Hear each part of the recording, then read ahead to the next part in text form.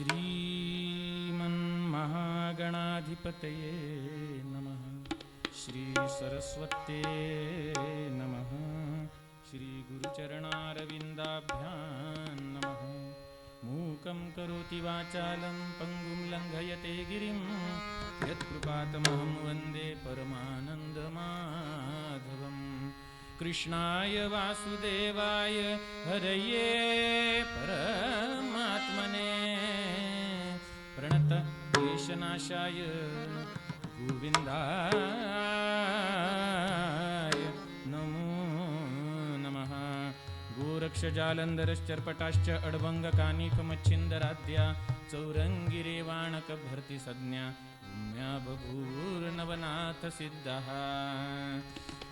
या कुन्देन्दुतुषारहारधवला या शुभ्रवस्त्रावृता या वीणावरदण्डमण्डितकरा या श्वेतपद्मासना या ब्रह्माच्युतशङ्करप्रभृतिभिर्दैवे सदा वन्दिता सा मा पातु सरस्वती भगवती निःशेषजाड्यापहा।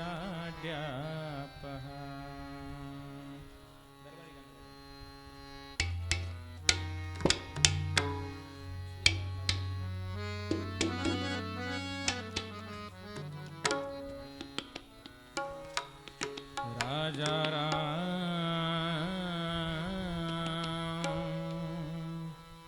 जय जय राम कृष्ण हरि। राजा राम जय जय राम कृष्ण हरि। राजा राम जय जय राम कृष्ण हरि।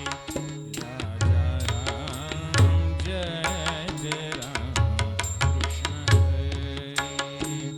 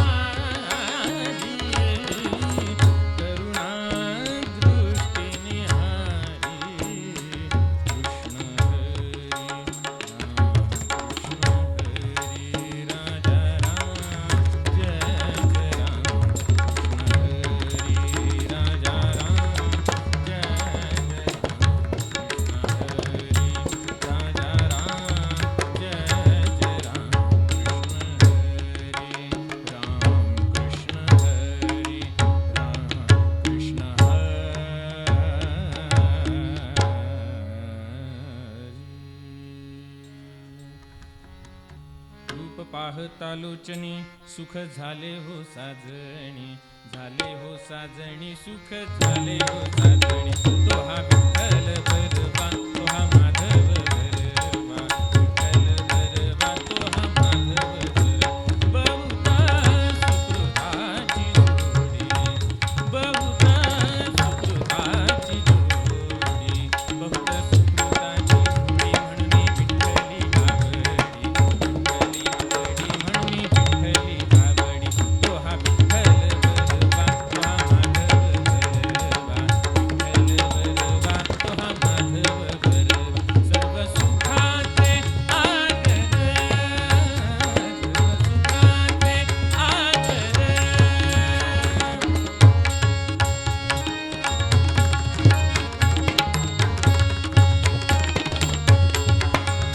सर्व सुखाचे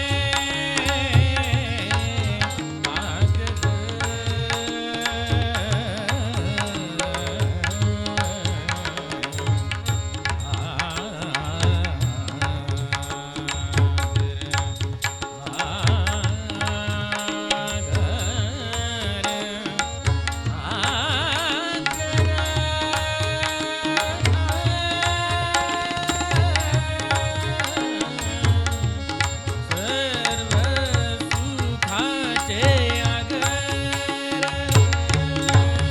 सर्व सुखाचे आदर.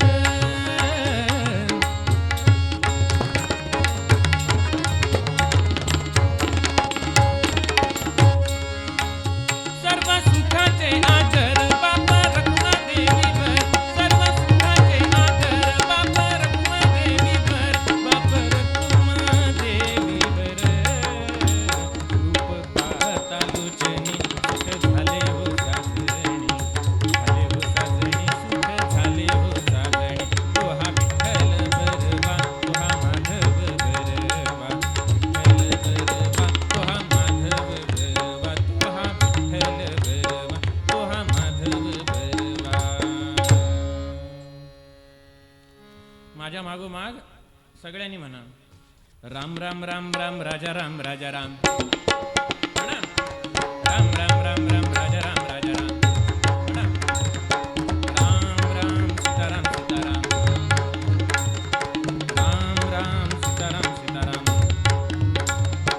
राम राम राम राम राजा राम राजा राम. म्हणा, राम राम राम राजा राम राजा राम,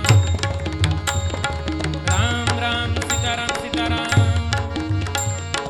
राम राम सीताराम सीताराम, राम राम राम राम राजा राम राजा राम, राम राम राम राम राजा राम राजा राम,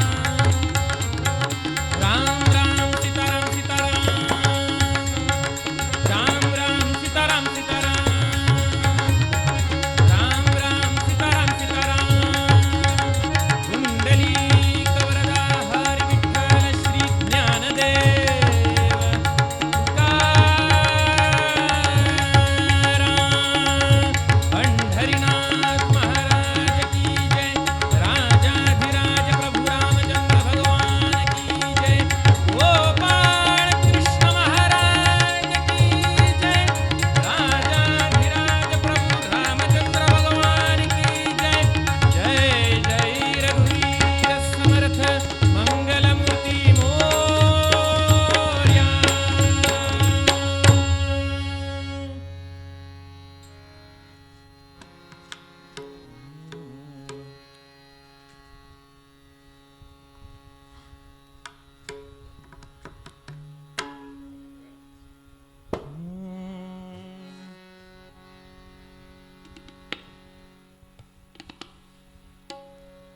निष्ठावंत भाव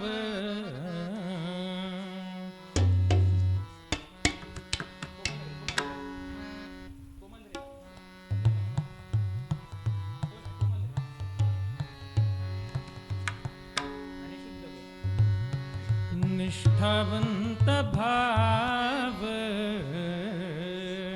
भक्तांचा स्वधर्म, निष्ठावंत भाव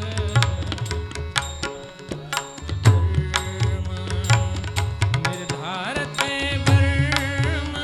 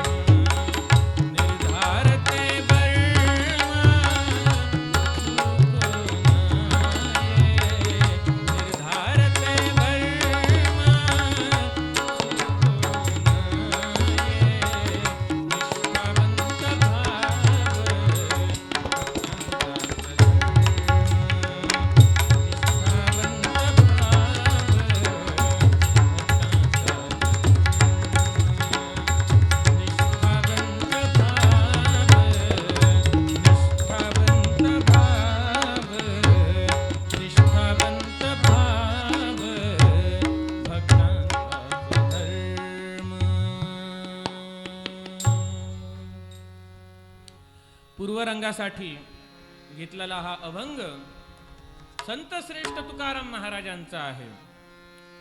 तुकाराम महाराजांचे वर्णन आर्याकार मोरोपंत कसे करतात? मुकुटमणी संतांचा, जसा मुकुटामध्ये मणी शोभून दिसतो तसा सर्व शोभून दिसतो असा संत. मुकुटमणी संतांचा शिव शिव तुकया म्हणून ये वाणी. वाण्याच्या कुळात जन्माला आले म्हणून शिव शिव शिव. त्यांना तुकायांना वाणी म्हणू नये. कारण काय? त्यांची स्थिती, त्यांचं पद काय आहे? नेले जड वैकुंठी.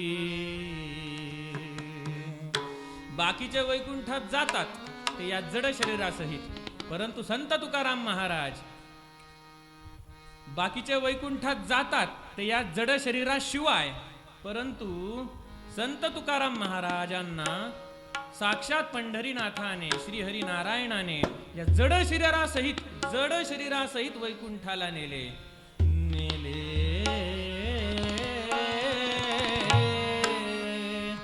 जड वैकुंठी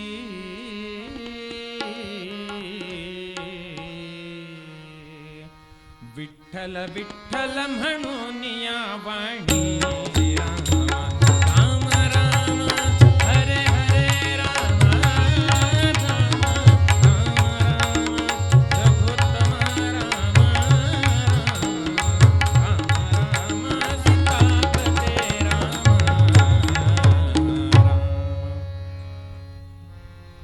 अशा संत श्रेष्ठ तुकाराम महाराजांचा हा अभंग आहे. या अभंगामध्ये तुकाराम महाराज सांगतात, निष्ठावंत भाव भक्तांचा स्वधर्म निर्धारते वर्म चुको नये. भक्तांचा धर्म काय आहे?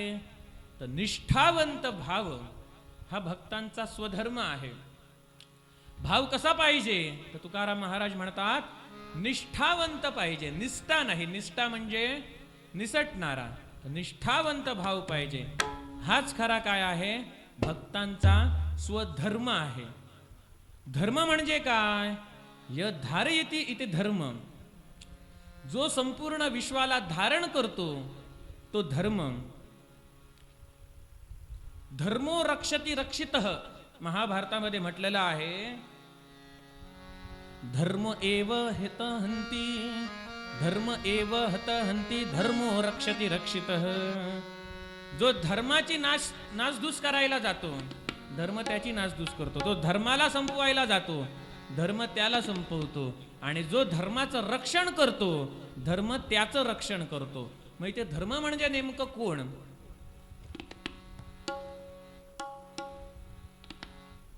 तर जो संपूर्ण विश्वाला धारण करतो तो धर्म. उदाहरणार्थ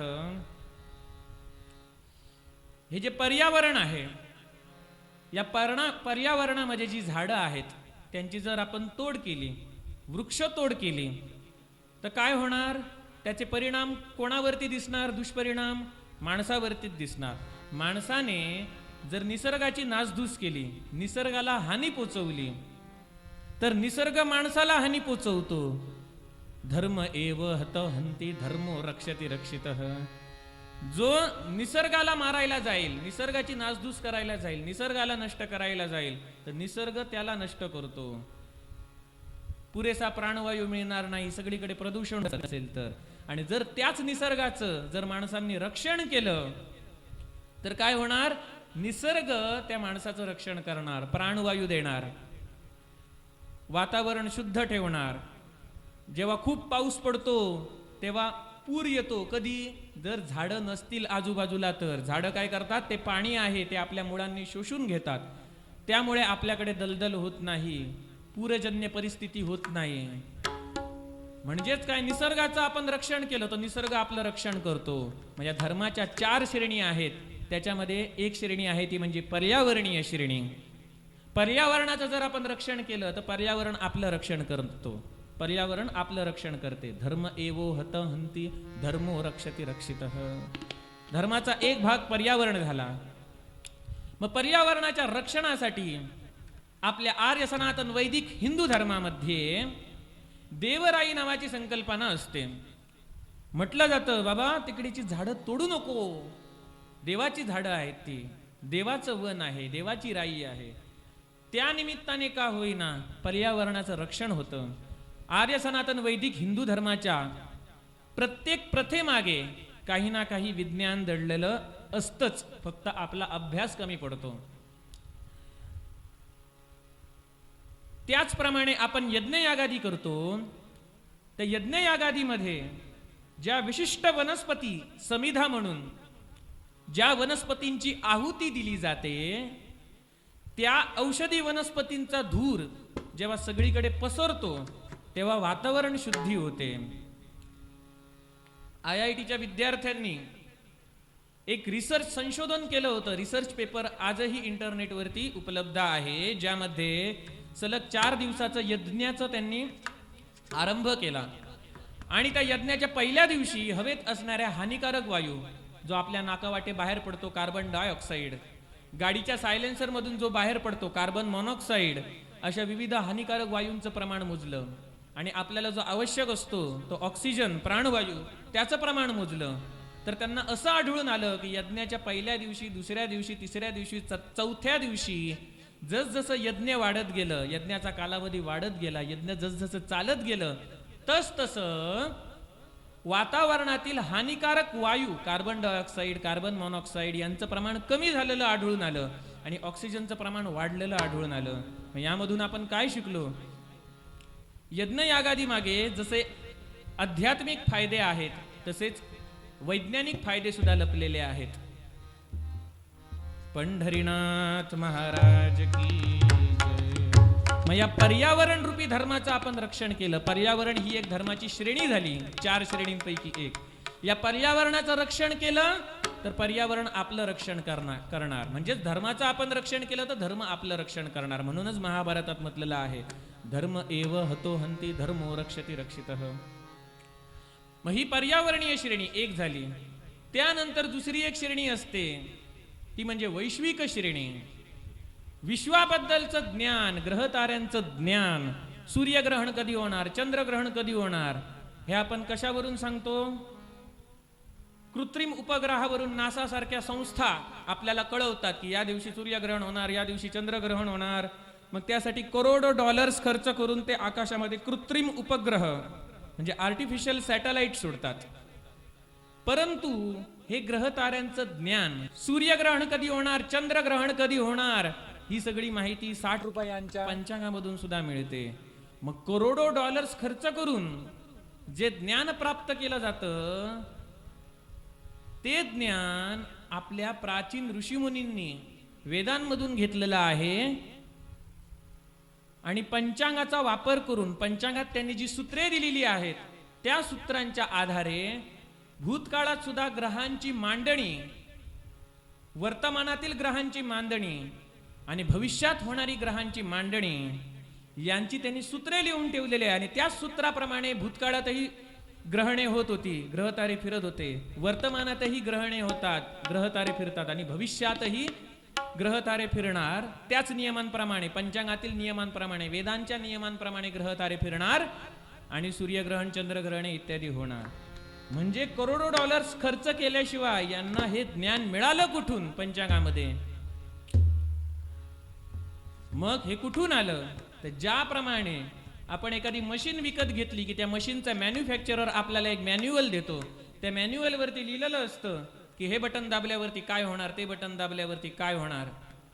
त्याचप्रमाणे या सृष्टीचा जो मॅन्युफॅक्चरर आहे, या सृष्टीचा जो निर्माता आहे, त्याने जेव्हा सृष्टीची निर्मिती केली तेव्हा त्याने वेदरूपी मॅन्युअल दिलं. जे मॅन्युअल दिलं त्याचं नाव काय? वेद. आणि त्या वेदांमधील ज्ञानाच्या आधारावरती हे सगळं विश्वाचं ज्ञान आपल्या ग्रंथांमध्ये नोंदवून ठेवलेलं आहे. मग अशा प्रकारचं विश्वाचं ज्ञान, ग्रहताऱ्यांचं ज्ञान फक्त आर्य सनातन वैदिक हिंदू धर्मामध्ये मिळतं. मगाशी सांगितल्याप्रमाणे यज्ञयागादी देवरायाद्वारे पर्यावरणाचं संरक्षण करणं ही शिकवण फक्त आर्य सनातन वैदिक हिंदू धर्मामध्येच आहे. बाकी इस्लाममध्ये नाही, ख्रिश्चनिटीमध्ये नाही आहे. पर्यावरणाच्या रक्षणासाठी यज्ञयागादी करणे, देवराई वगैरे. त्याचप्रमाणे विश्वाबद्दलचं ज्ञान, ग्रहताऱ्यांचं ज्ञान, एवढं सटीक ॲक्युरेट नॉलेज, ॲक्युरेट ज्ञान हे ख्रिश्चनिटीच्या ग्रंथांमध्ये, ख्रिश्चनांच्या ग्रंथांमध्ये आणि मुसलमानांच्या ग्रंथांमध्ये आढळून येत नाही. एवढं आकाशातील खगोलशास्त्र, विज्ञान, सखोल विज्ञान हे आर्य सनातन वैदिक हिंदू धर्मग्रंथांमध्येच आढळून येतं. ही झाली वैश्विक श्रेणी, पर्यावरणीय श्रेणी, वैश्विक श्रेणी. तिसरी असते ती म्हणजे मानसिक श्रेणी आणि सामाजिक श्रेणी. आता सामाजिक श्रेणी म्हणजे काय? जसं वैश्विक श्रेणी म्हणजे विश्वाशी आपला असलेला संबंध जपणे, पर्यावरणीय श्रेणी म्हणजे पर्यावरणाशी आपला असलेला संबंध जपणे, तशी सामाजिक श्रेणी म्हणजे समाजाशी आपला असलेला संबंध जपणे. मग समाज जर व्यवस्थित चालायचा असेल तर कामं प्रत्येकाला वाटून दिली पाहिजेत. कुठलीही संस्था जर चालवायची झाली तर शिक्षा, रक्षा, वाणिज्य आणि सेवा या 4 तत्वांवर आधारित कामं विभागून दिली पाहिजे. शिक्षा, शिक्षण देणारे पाहिजे. रक्षा, रक्षण करणारे पाहिजेत. वाणिज्य, ऑडिटिंग करणारे पाहिजेत, हिशोब ठेवणारे पाहिजेत. आणि सेवा, सेवा पुरवणारे पाहिजेत. एखादी शाळा चालवायची झाली तर शिक्षा, शिक्षक पाहिजेत, शिक्षण देणारे. रक्षा, रक्षण करणारे, सिक्युरिटी गार्ड्स पाहिजेत. वाणिज्य, हिशोब ठेवणारे, ऑडिटर पाहिजेत. सर्व्हिस प्रोव्हाइड करणारे, सेवा पुरवणारे, पिऊन पाहिजेत. साफसफाई करणारे पाहिजेत. या 4ही जणांनी, 4ही वर्गांनी आपापली कामे व्यवस्थितपणे पार पाडली तरच शाळा व्यवस्थित चालेल. या 4 वर्गांपैकी एका जरी वर्गाने आपलं काम करायचं सोडून दिलं तरी शाळा व्यवस्थित चालणार नाही.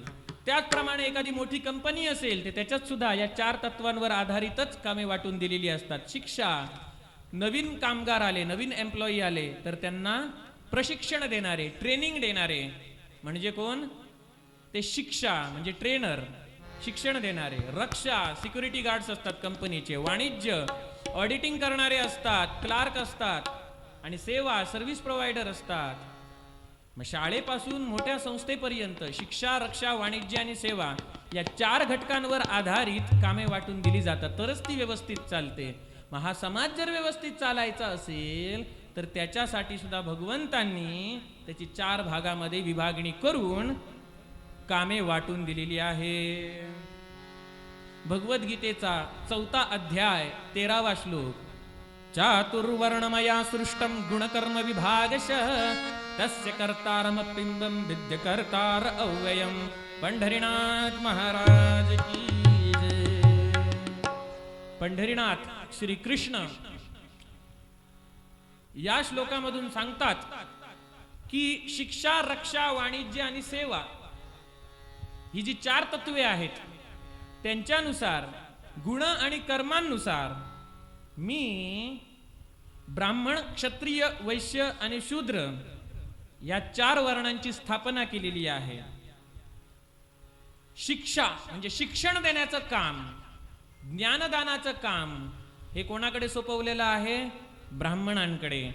काय योग्य, काय अयोग्य, काय करणे योग्य, काय करणे अयोग्य याबद्दल राजाला मार्गदर्शन करायचं काम ब्राह्मणाचं असतं. म्हणून प्रत्येक राजाकडे एक कुलपुरोहित असायचा. महाराज दशरथ यांच्याकडे वसिष्ठ होते. कुठलाही राजा घ्या त्याच्याकडे एक कुलपुरोहित असायचा. पांडवांकडे धौम्य होते.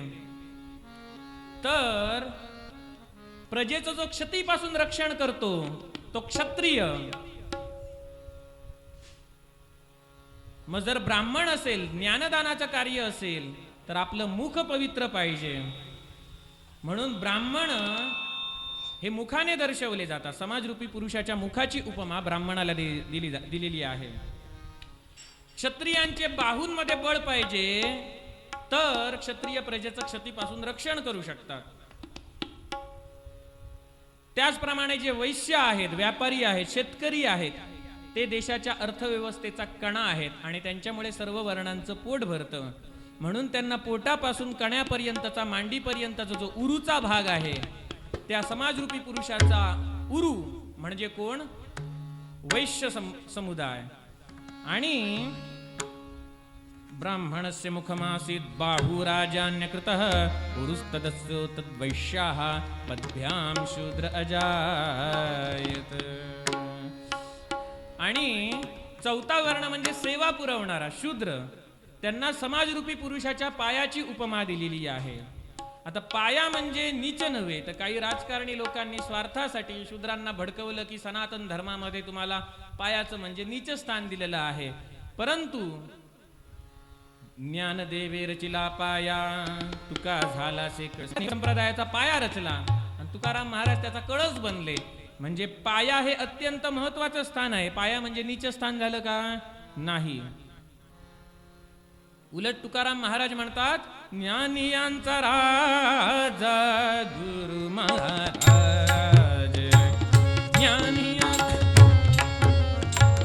गुरु महाराज, ज्ञानियांचा राजा गुरु महाराज, म्हणती ज्ञानदेव, म्हणती ज्ञानदेव, तू मायसे ज्ञानियांचा राजा गुरु महाराज, ज्ञानियांचा राजा गुरु महाराज, ज्ञानियांचा राजा गुरु महाराज.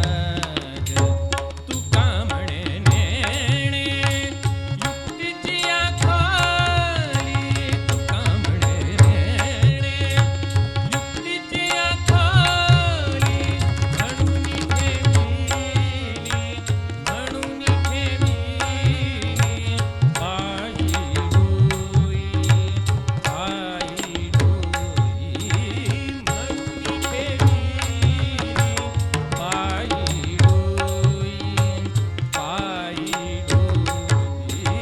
ज्ञानियांचा राजा गुरु महाराज, ज्ञानियांचा राजा गुरु महाराज, ज्ञानियांचा राजा, ज्ञानियांचा राजा, ज्ञानियांचा राजा, ज्ञानियांचा राजा, ज्ञानियांचा राजा गुरु महाराज, ज्ञानियांचा राजा गुरु महाराज, ज्ञानियांचा राजा गुरु महाराज.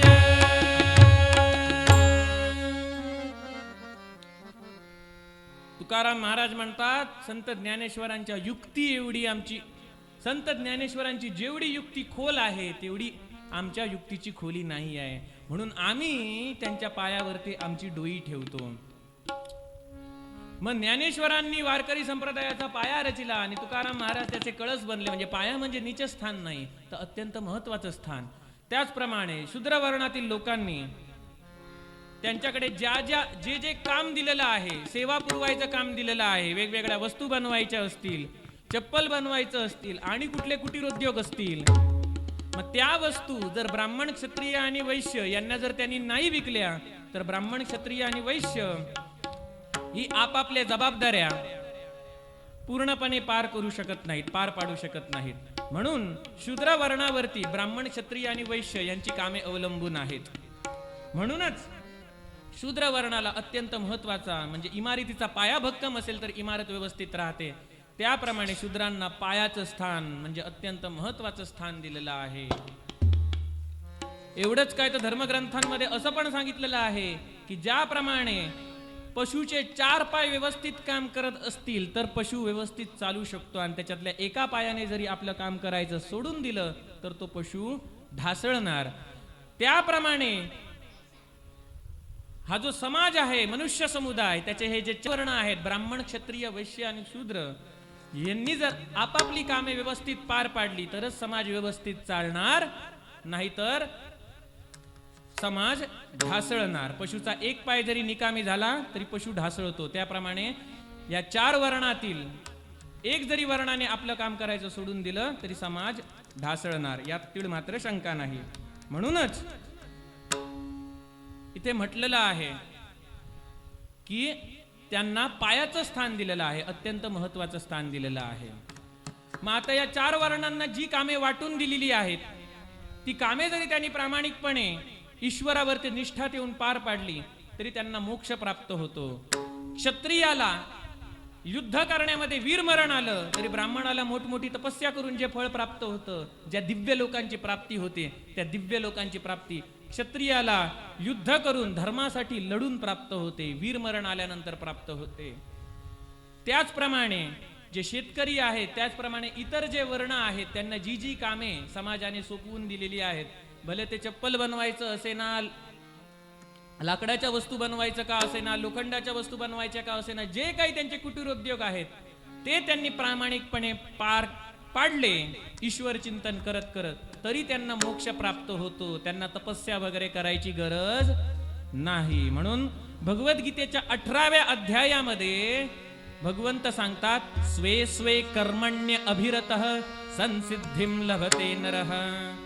स्वतः स्वतःची जी कर्मे आहेत त्याच्यामध्ये जरी 4 वर्णातील लोक अभिरत राहिले तरी त्यांना सिद्धी म्हणजे मोक्ष सिद्धी प्राप्त होते. गोपाळ कृष्ण महाराज की जय. समाज व्यवस्थित चालावा त्याच्यासाठी ही चातुर्वर्ण व्यवस्था आहे. मग अशा प्रकारची व्यवस्था ख्रिस्त्यांमध्ये किंवा मुसलमानांमध्ये आढळून येत नाही. मग हे विज्ञान आहे ते आपल्याच आर्य सनातन वैदिक हिंदू धर्मामध्ये आढळून येतं.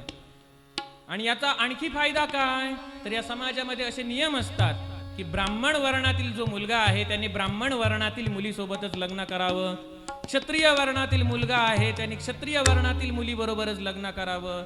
हे नियम प्रत्येक वर्णासाठी त्याच्यातील पोट जातींसाठी लागू होतात. याच्या मागचं कारण काय, तर प्रत्येक जात वर्णामध्ये येणारी प्रत्येक जात ही एक व्यवसाय दर्शवते, एक प्रोफेशन दर्शवते.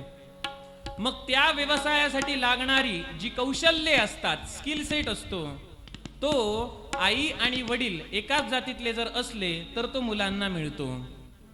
म्हणजे वडील जर सुतारकाम करत असतील, वडिलांचे वडील सुतारकाम करत असतील, त्यांचे वडील पिढ्यानपिढ्या सुतारकाम करत आलेले असतील, आणि आईचे वडील त्यांचे वडील म्हणजे आईच्या पिढ्यानपिढ्या सुतारकाम करत आलेले असतील आणि वडिलांच्या पिढ्यानपिढ्या सुतारकाम करत आलेले असतील, तर त्यांना होणाऱ्या बाळाला अनुवंशाने सुतारकामाचे गुण जन्मतः मिळतात. आणि लहानपणापासून त्याचा त्यामध्ये कल असतो. लहानपणापासून तो बघत आलेला असतो कसे आपले बाबा काका काम करतात. आणि जसजसा मोठा होतो तसतसं तो आपल्या वडिलांचा तो जो व्यवसाय आहे तो आपण सांभाळू लागतो. म्हणजे जन्मतः व्यवसाय, जन्मतः अर्थ कमवण्याचं साधन, जन्मतः पैसा कमवण्याचं साधन ही वर्ण व्यवस्था, जाती व्यवस्था आपल्याला देते. आजच्या प्रकारे शिक्षण पूर्ण झाल्यानंतर 25-26 वर्ष झाल्यानंतर दुसऱ्याचं दार ठोकायला जायची गरज नाही की मला नोकरी द्या, नोकरी द्या. प्रत्येकाच्या घराघरात व्यवसाय असायचा जोपर्यंत जाती व्यवस्था, वर्ण व्यवस्थेनुसार नियम पाळले जायचे तोपर्यंत. मग ब्रिटिश वगैरे आले आणि त्यांनी ही सगळी व्यवस्था वगैरे मोडून टाकली. त्यामुळे सगळ्यांनी जे आपापले परंपरेनुसार चालत आलेले जे मोठमोठे बिझनेस होते, जे व्यवसाय होते, ते सोडून जे तिकडे नोकऱ्यांना धावू लागले. हे जे परंपरेनुसार चालत आलेले कुटीरोद्योग होते ते बंद पडले आणि देशाची अर्थव्यवस्था ढासळली. ज्या काळामध्ये वर्ण व्यवस्थेच्या नियमानुसार, जाती व्यवस्थेच्या नियमानुसार घराघरात बिझनेस होता, घराघरात व्यवसाय होता, त्यावेळेला भारत सोने की चिडिया म्हणून ओळखला जायचा. पण आता ते सगळं विस्कळीत झालेलं आहे. म्हणजे जी वर्ण व्यवस्था आहे, जाती व्यवस्था आहे, त्याच्या मागचे जे नियम आहेत, आर्य सनातन वैदिक हिंदू धर्मामधील प्रत्येक नियमामागे विज्ञान दडलेलं आहे. मग एकाच जातीतील वर आणि वधू असावेत परंतु ते वेगवेगळ्या भिन्न गोत्रातील असावेत असं म्हणतात. याच्या मागे सुद्धा विज्ञान आहे. त्यांचं गोत्र म्हणजे त्यांचा पूर्वज जर एक असेल तर जीन सेपरेशन यशस्वीरित्या होत नाही आणि त्यांना जे बाळ जन्माला येतं त्याच्यामध्ये जेनेटिक डिसऑर्डर्स असतात. म्हणजे वेगवेगळे रोग, जेनेटिक रोग उद्भवतात. जे मुसलमान असतात त्यांच्यामध्ये अशा प्रकारचं काही गोत्र वगैरे बघितलं जात नाही. त्यांच्यामध्ये चुलत बहीण, मावस बहीण कशी असेल तरी विवाह लावला जातो. त्याच्यामुळे WHO वर्ल्ड हेल्थ ऑर्गनायझेशन जागतिक आरोग्य संघटनेच्या अहवालानुसार रिपोर्टनुसार सगळ्यात जास्त जेनेटिक डिसऑर्डर्सने पीडित असलेल्या रोग्यांची संख्या इस्लामिक देशामध्ये आढळून येते. भारतात ती अशा रोग्यांची संख्या आढळून येत नाही. कारण काय? भारतामध्ये जे विवाह होत आलेले आहेत ते जाती वर्ण बघून गोत्र बघून करत आलेले आहेत. सेम एकाच जातीतले परंतु भिन्न गोत्रातले असावेत म्हणजे त्यांचा पूर्वज एक नसावा. विष्णू पुराणात जो वर आहे त्याने वधू बघताना याची काळजी घेतली पाहिजे की वराने आपल्या वडिलांच्या 7 पिढ्यांपर्यंत त्या वधूचा रक्ताचा संबंध असू नये आणि आपल्या आईच्या 4 पिढ्यांपर्यंत त्या वधूचा रक्ताशी संबंध असू नये. मग एवढे जेनेटिक नॉलेज हे आपल्या धर्मग्रंथांमध्ये आलेलं आहे. श्रीमद भागवत महापुराण याच्या 3ऱ्या स्कंदाच्या 30व्या अध्यायामध्ये 30-31 अध्याय आलेले आहेत. त्याच्यामध्ये तर जो भ्रूण असतो मातेच्या गर्भामध्ये कसा विकसित होत जातो, पहिल्या महिन्यामध्ये त्याचा आकार कसा असतो, दुसऱ्या महिन्यामध्ये कसा असतो, तिसऱ्या महिन्यामध्ये कसा, 9व्या महिन्यामध्ये कसा, हा संपूर्ण प्रवास विस्तृतपणे वर्णन केलेला आहे श्रीमद भागवत महापुराणाच्या 3ऱ्या स्कंदाच्या 30 आणि 31व्या अध्यायाच्या आसपास ते वर्णन केलेलं आहे. मग एवढी एम्ब्रोयोलॉजी एवढं विज्ञान आपल्या वैदिक ग्रंथांमध्ये सामावलेलं आहे. पण वाचतोय कोण? तर सांगायचा मुद्दा असा की समाज व्यवस्थित चालावा म्हणून वर्ण व्यवस्था, जाती व्यवस्था आणि गोत्र व्यवस्था हे जे नियम आहेत ते पिढ्यानपिढ्या आपल्या हिंदू धर्मामध्ये चालत आलेले आहेत. म्हणून तुमच्या आमच्या कोणामध्ये जेनेटिक डिसऑर्डर्सने पीडित असलेला रोगी आढळून येत नाही. त्यामुळे आपण आपल्या पूर्वजांचे आभार मानले पाहिजेत. आपण ज्यांना अंधश्रद्धा म्हणून बरेच लोक त्यांना अंधश्रद्धा म्हणतात या नियमांना, परंतु श्रद्धा ही कधीच अंध नसते. असला तर विश्वास अंध असू शकतो म्हणून अंधविश्वास म्हणायचं, अंधश्रद्धा नाही. आणि हे जे काही वर्णव्यवस्था जाती व्यवस्था यांना जे अंधविश्वास म्हणतात त्यांचा अभ्यास कमी पडतो. जर सखोल अभ्यास करायला गेलं मन लावून तर त्याच्या मागे असणारे सकारात्मक दृष्टिकोन, त्याच्या मागे असणारं विज्ञान सुद्धा आपल्याला समजून चुकतं. ज्याप्रमाणे कावीळ झालेल्या माणसाला पांढरा शुभ्र चंद्र सुद्धा पिवळा दिसतो, त्याप्रमाणे नकारात्मक विचार असणाऱ्या माणसाला या हिंदू धर्माच्या प्रथांमध्ये नकारात्मक काहीतरी दिसणार. पण सकारात्मक विचार केला तर त्याच्या कितीतरी पटीने अधिक सकारात्मक गोष्टी विज्ञान दडलेलं आहे. फक्त आपला अभ्यास कमी पडतो. पंढरीनाथ महाराज की जय. वैश्विक श्रेणी, पर्यावरणीय श्रेणी, सामाजिक श्रेणी आणि शेवटची म्हणजे मानसिक श्रेणी. ईश्वरावरची श्रद्धा आणि उपासना पद्धती हे मानसिक श्रेणीमध्ये येतं. मग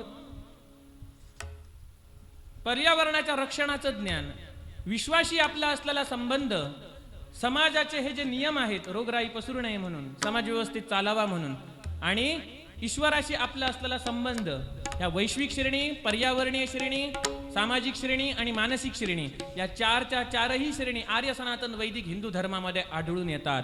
तेव्हा इतर कुठल्याच पंथामध्ये विश्वाचं ज्ञान नाही आहे, ग्रहताऱ्यांचं ज्ञान त्यांच्या धर्मग्रंथांमध्ये तेवढं सखोल नाही जेवढं आपल्या धर्मामध्ये आहे. त्यांच्याकडे पर्यावरणाच्या रक्षणासाठी यज्ञयागादी कार्य नाही केली जात. त्याचप्रमाणे यज्ञयागादी नियत कर्तव्य नाहीतच, देवराई सारख्या संकल्पना सुद्धा नाहीत. बेसुमार वृक्षतोड करत असतात आणि निसर्ग त्यांना शिक्षा देत असतो.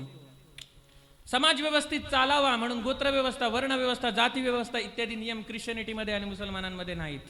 त्याच्यामुळे त्यांच्याकडे जेनेटिक डिसऑर्डर्सने पीडित असलेल्या रोग्यांची संख्या आढळून येते. आर्य सनातन वैदिक हिंदू धर्मामध्ये ती संख्या आढळून येत नाही. जेव्हापासून ह्या नियमांचं उल्लंघन करून विवाह केले जाऊ लागले तेव्हापासून जेनेटिक डिसऑर्डर्सने पीडित असलेल्या रोगांची संख्या भारतात पण आढळू लागली.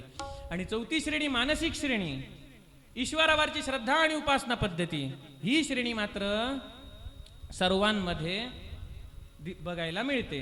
मुसलमानांचा सुद्धा, ख्रिश्चनांचा सुद्धा ईश्वरावरती विश्वास असतो, श्रद्धा असते आणि त्यांची सुद्धा काहीतरी उपासना पद्धती असते. म्हणजेच त्यांच्याकडे फक्त मानसिक श्रेणी आहे, वैश्विक श्रेणी, पर्यावरणीय श्रेणी आणि सामाजिक श्रेणी नाहीत. म्हणजे आमच्यापेक्षा त्यांचं ज्ञान आहे ते फक्त पाव आहे, 25% आहे. परंतु जरी त्यांच्याकडे 25% ज्ञान असलं तरी त्याचं ते काटेकोरपणे पालन करतात. लहान लहान मुलांना पहाटे 5:30ला उठवून नमाज पाडायला लावतात आणि आपल्याकडची मुलं 5 मिनिट कीर्तन होऊन सुरू झाले आणि पळाली सुद्धा. तर पंढरीनाथ महाराज की जे मुसलमान आहे ते लहानपणापासून जेवढे काटेकोरपणे नियम मुलांना पाळायला लावतात तेवढे आपण पाळत नाही. आपल्या पवित्र मंदिराच्या आवारामध्ये दोन बुवा येतात, रामकृष्ण हरीने सुरुवात करतात आणि एकमेकांना शिवीगाळ करतात, 20-20 डबलबारी करतात. त्या पवित्र धर्मक्षेत्रामध्ये पवित्र मंदिराच्या समोरच्या आवारामध्ये हे असं करतात, अपवित्र वातावरण करतात. परंतु मशिदीच्या समोर कधी दोन कवालीवाले येऊन एकमेकांना शिवीगाळ करताना कधी बघितलेलं आहे का? चर्चच्या समोर कधी दोन कोणतरी रॅम्प स्टार येऊन शिवीगाळ करताना बघितलं आहे का? म्हणजे आपल्या धर्माचं नुकसान जास्त कोण करत आहोत? आपणच करत आहोत. तर हे सुधारलं पाहिजे. आपण वैश्विक श्रेणी विश्वाबद्दलचं सुद्धा आपल्याला ज्ञान नाही. पंचांग वगैरे कोणाला वाचता येतं? ग्रहताऱ्यांचं ज्ञान आज किती जणांकडे आहे? ते सुद्धा आपण सोडून दिलं. पर्यावरणीय श्रेणी, पर्यावरणाच्या रक्षणासाठी देवराई किंवा यज्ञयागादी कर्मे सुद्धा आपण करायची सोडून दिली. पर्यावरणाची बेसुमार तोड आपण करत चाललेलो आहोत. सामाजिक श्रेणी, वर्णव्यवस्था, जाती व्यवस्था, गोत्र व्यवस्था इत्यादी जे नियम आहेत, प्रत्येकामागे विज्ञान दडलेलं आहे, ते नियम सुद्धा आपण तुडवत चाललेलो आहोत. आणि मानसिक श्रेणी, ईश्वरावरची श्रद्धा आणि उपासना पद्धती. ईश्वरावरती ती काय श्रद्धा असणार जेव्हा ईश्वराच्या समोरच दोन बुवा एकमेकांना शिवीगाळ करत असतात? मग ती ईश्वरावरची श्रद्धा काय आहे? तो निष्ठावंत भाव आहे की निसटणारा डळमळीत भाव आहे? याचा आपण विचार केला पाहिजे. तर भाव कसा पाहिजे? निष्ठावंत भाव, भक्तांचा स्वधर्म. धर्म म्हणजे काय? ज्याच्यामध्ये विश्वाचा विचार केलेला आहे, पर्यावरणाचा विचार केलेला आहे, समाजाचा विचार केलेला आहे आणि आपल्या मनाचा, या चारही गोष्टींचा, ज्याच्या सर्वांगीण विकासाचा विचार केलेला आहे.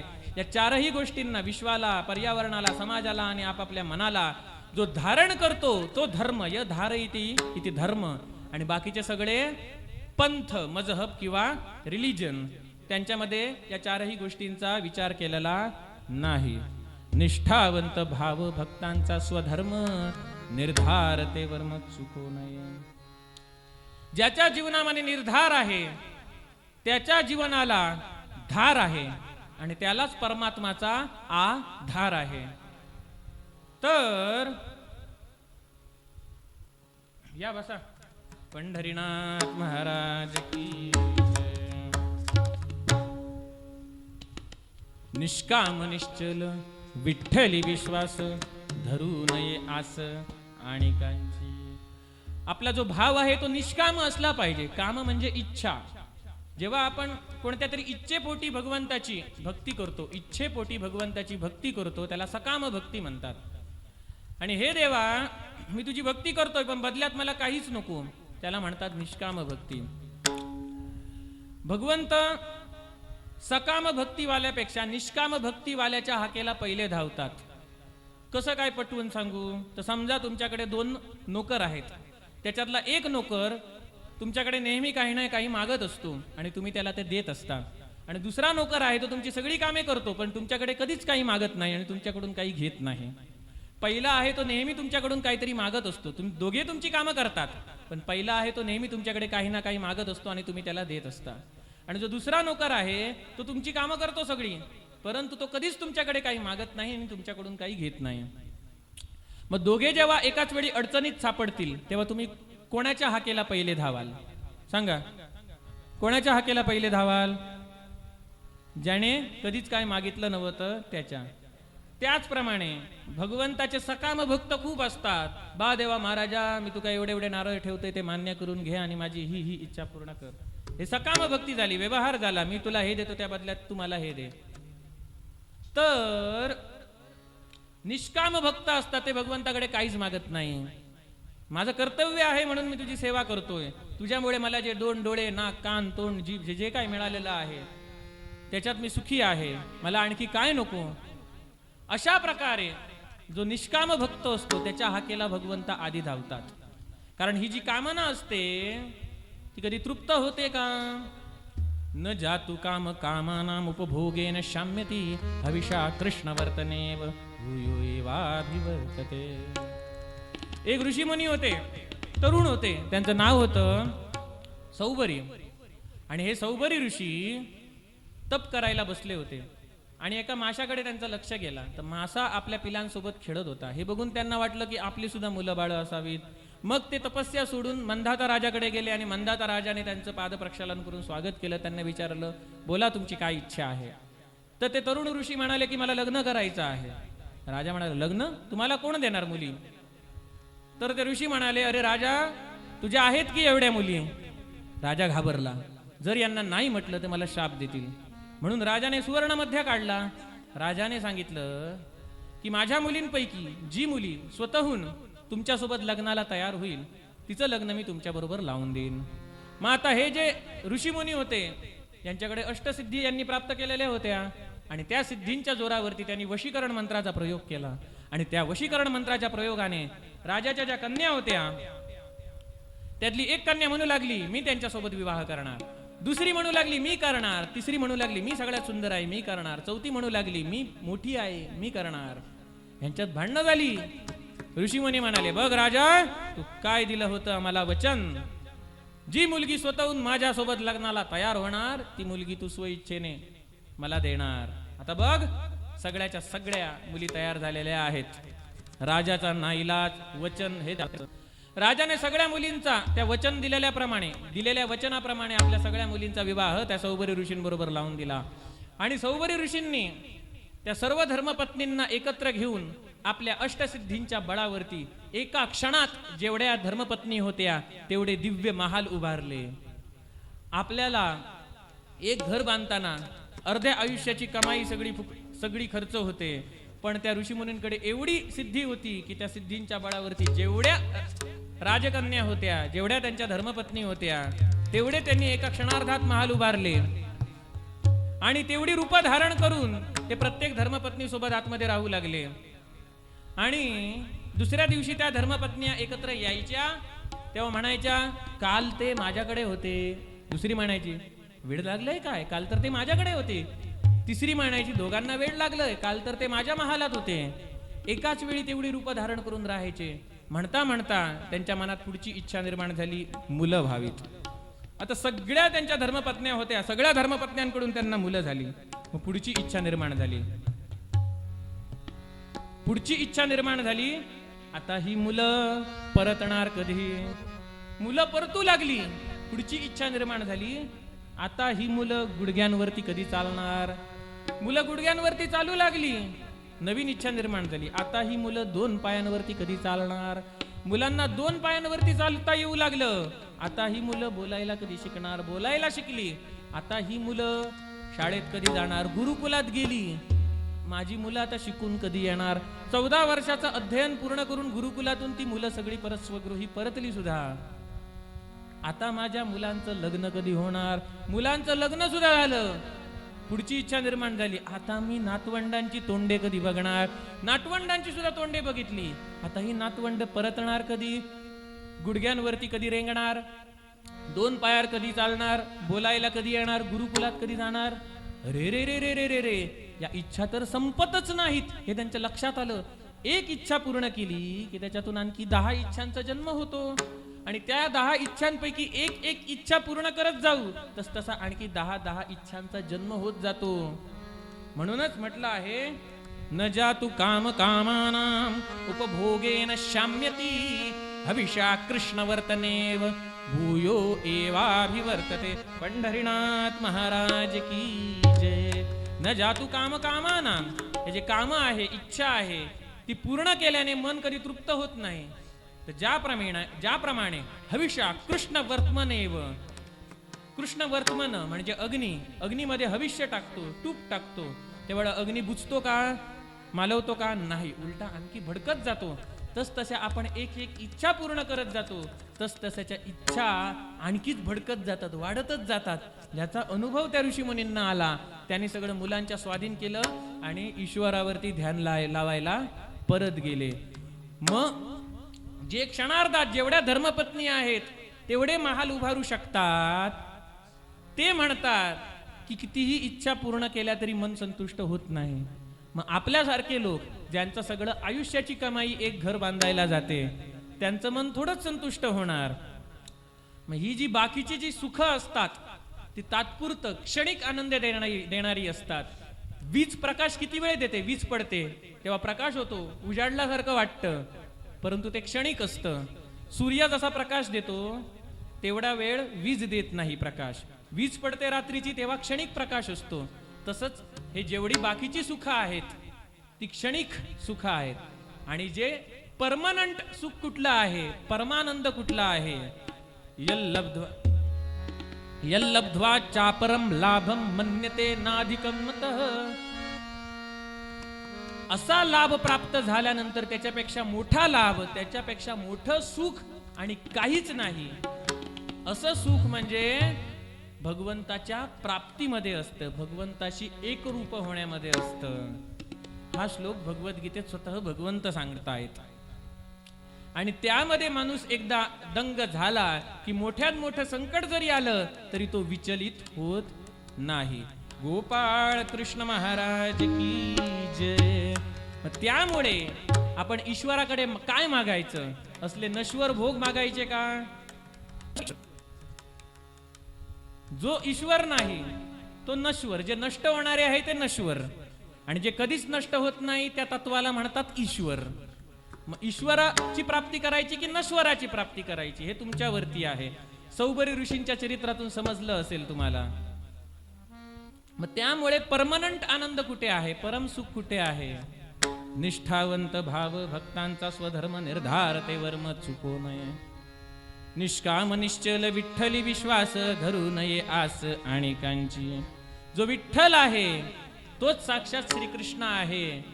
रुसलेल्या रुक्मिणीला आणायला जे श्रीकृष्ण गेले होते बालरूप धारण करून, कारण रुसलेल्या रुक्मिणीला मनवण्यासाठी तिला आवडणारं त्यांनी बालरूप धारण केलं होतं, गोपाळ कृष्ण.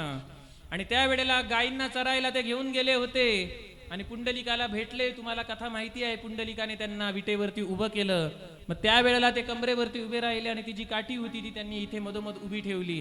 ती आजही तुम्ही पंढरपूरला जाऊन बघाल तर ती श्रीकृष्णाची बालमूर्ती आहे आणि मधोमध इथे उभी काठी ठेवलेली आहे, ती गुरे राखायची. एका हातामध्ये पद्म आहे आणि एका हातामध्ये शंख आहे.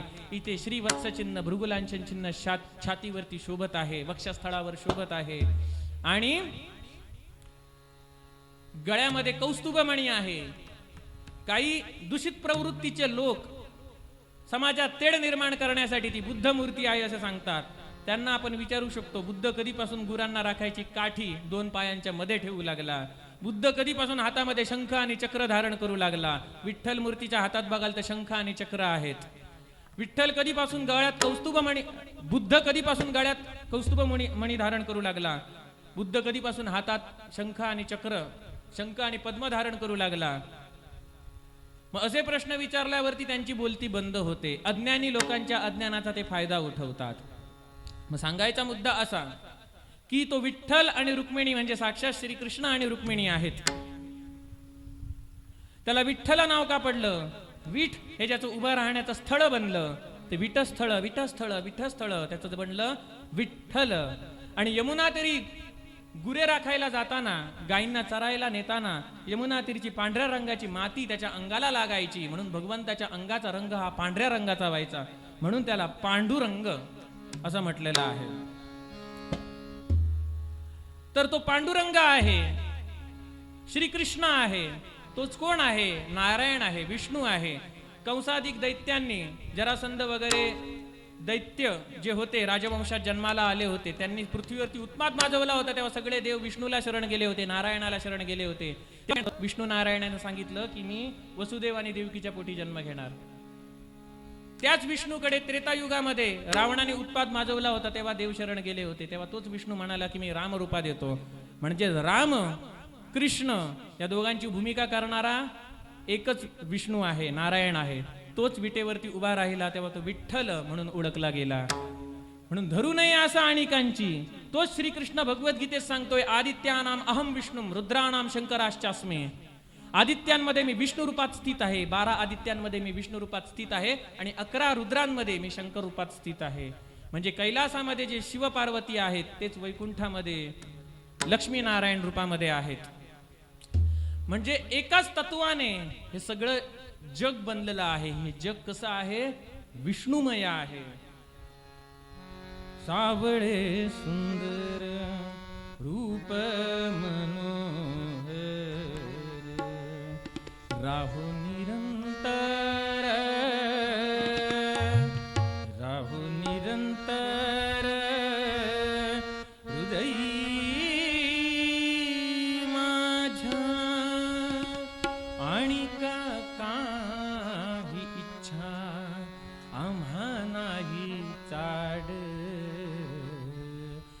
तुझे नाम गोड, तुझे नाम गोड, पांडुरंगा,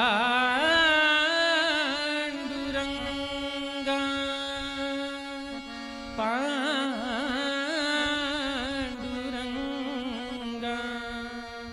पांडुरंगा,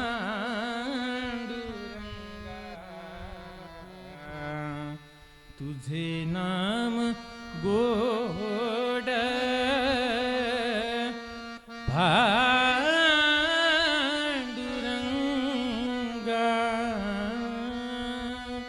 विष्णुमय जग, विष्णुमय जग, विष्णुमय जग, वैष्णवांचा धर्म, भेदा भेद भ्रम, भेदा भेद भ्रम,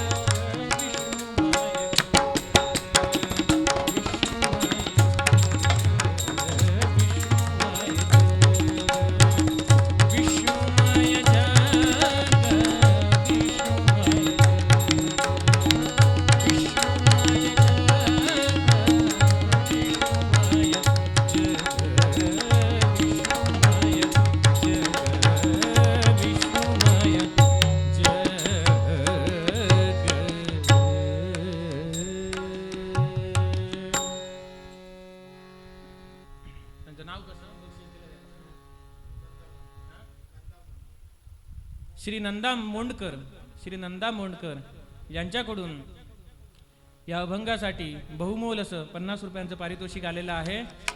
रामदास स्वामींना वंदन करून, पंढरीनाथाला वंदन करून, सर्व संतांना वंदन करून मी त्याचा स्वीकार करतो.